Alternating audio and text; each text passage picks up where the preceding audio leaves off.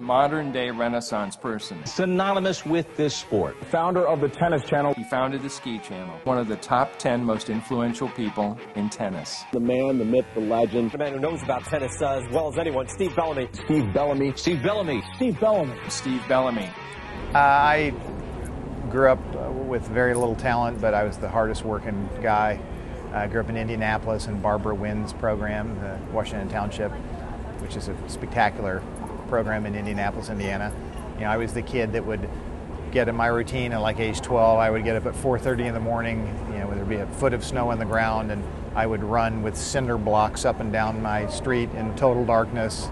Then I would go to the racket club at 5:30 and I would play for an hour and a half, come back home, go to school, come back home, do a little bit of homework, go to sleep, wake back up at 11 o'clock, go back to the tennis club and play for an hour and a half, and then come back and go to bed. And I did that just religiously. Had no talent, but I had the work ethic for sure.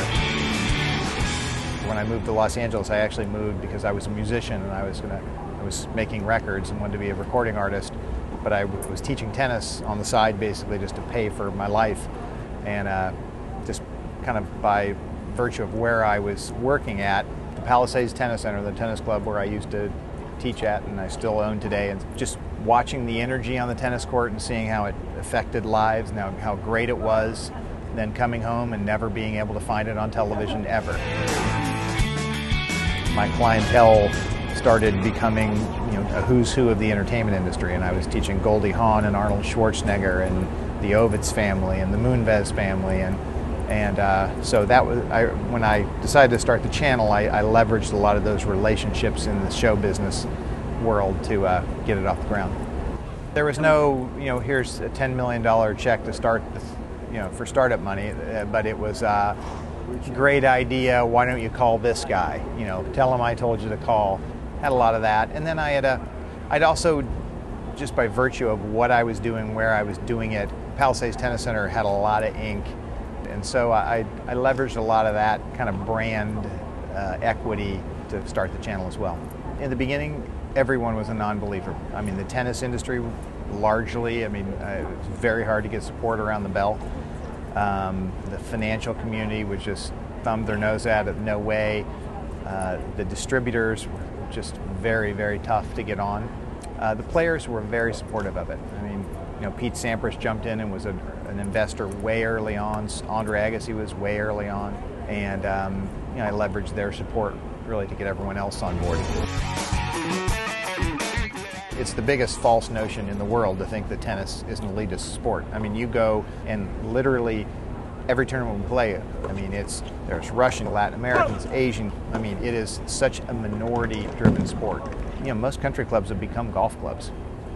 You go to so many country clubs around the world now that used to be golf and tennis, and they are golf, and hopefully someday we can make those courts into a parking lot, because we really need some overflow parking for when we do our conventions here. Tell the masses, the LA Times can tell the masses that Vince Spadey is eclectic and eccentric and really cool. The Tennis Channel isn't going to tell them that yet. Hopefully down the road it will.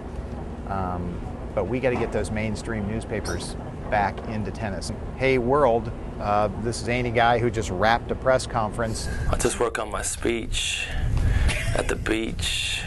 Girls trying to reach. Word, I got my Toyota Prius. Announced he's running for president on the environmental platform, even though he doesn't know how to say the word Prius.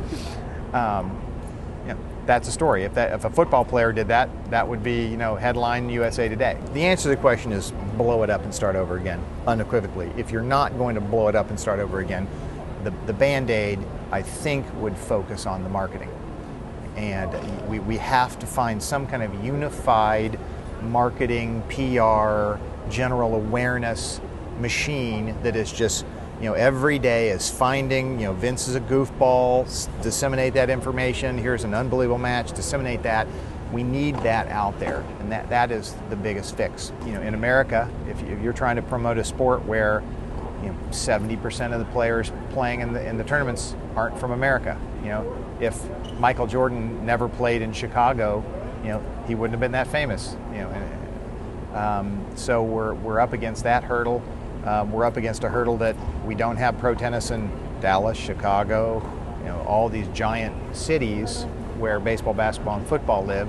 We have our pro tournaments in Amelia Island and small little resort-oriented places, not exactly getting out to the masses.